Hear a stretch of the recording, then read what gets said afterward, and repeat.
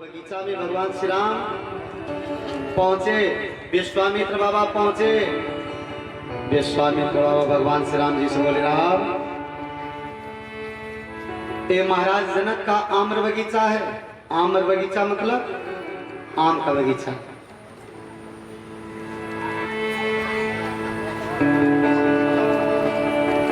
कौशिक कहे ओ मोर मन माना, कौशिक कहे ओ मोर मन माना, यहाँ रही रघुवीर सुजाना, यहाँ रही रघुवीर सुजाना। भले ही नाथ कह कृपाल केता, भले ही नाथ कह कृपाल केता, उतरे कहाँ मुनि वृंद सन्ना, उतरे कहाँ मुनि।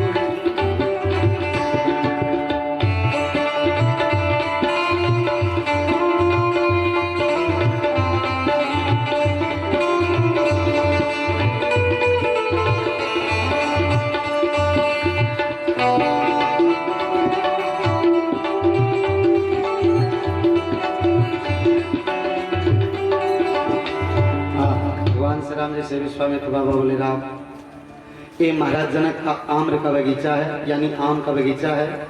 मेरा मन करता है यहीं पर ठहर जाए। भगवान श्री राम बोले, भले ही ना, बहुत अच्छा भगवान। विश्वामित्र बाबा मुनि मंडली के साथ वहीं पर ठहर गए। भगवान श्री राम गुरुदेव भगवान से बोले, गुरुदेव अगर आपकी आज्ञा हो तो मैं जरा बगीचा से घूम के आ जाऊं। विश्वामित्र भगवान बोले, ठीक है जाइए। भगवान श्री राम चल दिए महाराज जनक के आम्र बगीचा में घूमने के लिए। जैसे आम्र बगीचा में घूम रहे भगवान श्री राम लखनलाल जी से कहते लगे, सिया जो के मिथिला नगरिया हो, मनोहर लागे सिया जो के मिथिला नगरिया हो, सिया जो के मिथिला नगरिया हो, मनोहर लागे।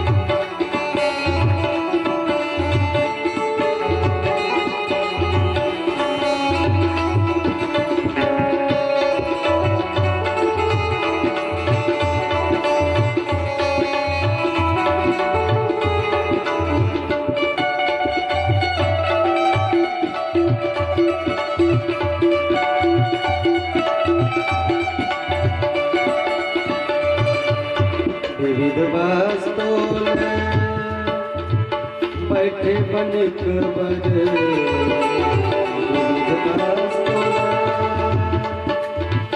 बैठे बनिक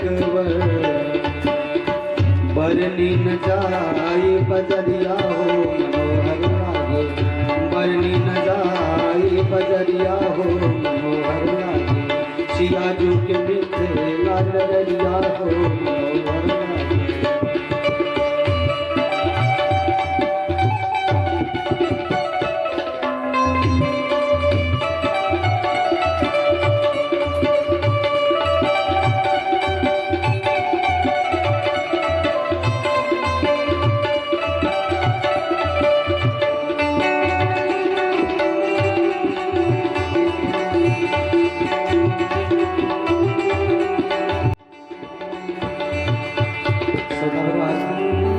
जनकपुर वासियों को अपना परिचय नहीं देना पड़ता कि मैं जनकपुर वासी हूँ, वो अपने आप परिचय मिल जाता। कैसे?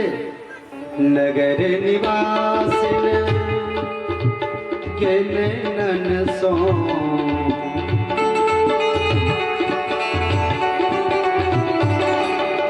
नगर निवास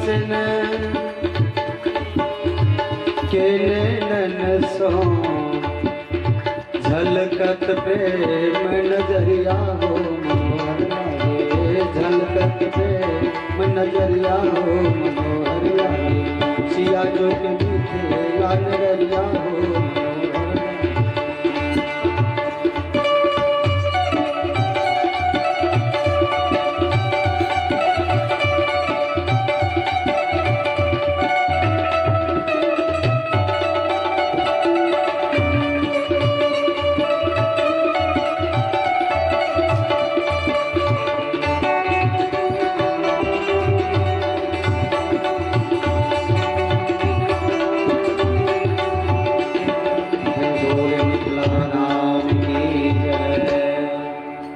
सदा भगवान जिस नगरी का, जिस राज्य का, जिस देश का इतना भारी महत्व हो,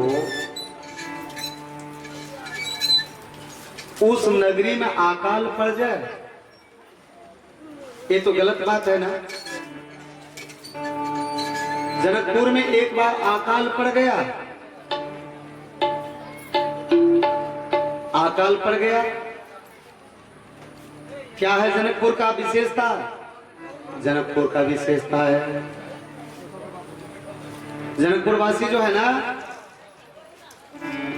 जनकपुर वासी का विशेषता क्या? श्रीमद गोस्वामी तुलसीदास जी महाराज प्रस्तुत करते हैं, जनकपुर वासी का विशेषता है, जनकपुर वासी जो है ना, मन से पवित्र है, विचार से संत है, व्यवहार से गुणवान है, ज्ञानी है, पूर्ण नर नारी सुभग सुचि संता, धर्मशील ज्ञानी गुणवंता। जनकपुर वासियों का विशेषता क्या है? पूर्ण नर नारी सुभग सुचि संता। जनकपुर वासी स्त्री पुरुष शरीर से सुंदर है, पूर्ण नर नारी सुभग यानी शरीर से सुंदर है, स्त्री पुरुष सब मन से पवित्र है, विचार से संत है, व्यवहार से ज्ञानी है, धर्मशील है। जहां के देश का जनता जनार्दन का इतना विशेषता हो, उस राज्य में अकाल पड़ जाए, ऐसा हो नहीं सकता। अरे अकाल तो वहां पर पड़ता है जहां के जनता जनार्दन का मन पाप में ज्यादा संलग्न रहता है। अकाल वहां पर पड़ता है जहां जिस देश का राजा गड़बड़ हो, पापी हो। जिस जनकपुर के राजा जनक जी इतने बड़े धर्मात्मा, जिनका जनता जनार्दन इतने बड़े धर्मात्मा, ज्ञानी, संत, धर्मशील, वहां पर अकाल पड़ जाए, ये तो गलत बात है ना। एक कथा हम आपके जीवन में कुछ और सूचना देना चाहती है, कुछ उपदेश देना चाहती है। क्या उपदेश देना चाहती है? राजा जनक जी के राज्य में अकाल पड़ा। महाराज जनक पहुंचे गुरुदेव सतानंद जी के पास। गुरुदेव, मेरे राज्य में अकाल पड़ गया, इस समस्या को हल कीजिए, इस समस्या का हल कीजिए भगवान। तो सतानंद जी महाराज बोले, महाराज जब इस समस्या का आप हल करना चाहते हैं ना, तो आपको सुनैना के साथ हल चलाना होगा। सदा संगनी सुनैना के साथ हल चलाना होगा। आहा, सुविशेषण है सुनैना का भाव, सुविशेषण है। नैना मतलब नयन, नयन मतलब विचार। सुंदर विचार के साथ आपको इस समस्या का हल करना होगा। गुरुदेव भगवान के आज्ञानुसार राजा जनक जी हल चलाए। पहले आप लोग हल चला रहे होंगे, अब तो ट्रैक्टर से ही खेती की जाती है। जब आप किसान भाई जब हल चलाते थे तो कभी कभी हल का फल ईंट से, कभी पत्थर से, तो कभी पेड़ के सिर से टकराता था ना। राजा जनक जी का हल का फल जो है ना, एक घड़ा से टकराया। घड़ा से टकराया, उस घड़ा को उखाड़ के देखा गया, निकाल के देखा गया तो उसमें घड़ा के अंदर छोटी सी कन्या, छोटी सी कन्या। सतानंद जी बोले, महाराज एक कन्या आपको अमानत के रूप में मिली है, इसको आप अपने घर ले जाइए, इसको अपने पुत्री की तरह पालिए पोसिए। राजा जनक जी उस कन्या को अपने घर ले आए, अपने पुत्री के तरह पालने लगे। हल का फल जब घट से टकराया यानी घड़ा से टकराया तो वर्षा होने लगी। जनकपुर में वर्षा होने लगी। जब जनकपुर में वर्षा होने लगी तो अकाल खत्म हुआ। इस कथा से हम आपको जीवन में उपदेश लेना चाहिए। घट माने घड़ा, घट माने हृदय। जब हम आपका विचार रूपी हल जब इस घट से टकराता है ना, घट माने घड़ा, घट माने हृदय, जब इस हृदय रूपी घड़ा से टकराता है ना श्रोता भगवान, तब हम आपके जीवन में भगवान के भक्ति रूपी माता श्री जानकी जी का प्राकट्य होता है। राजा जनक जी के राज्य में वर्षा होने लगी। इसका भाव क्या है?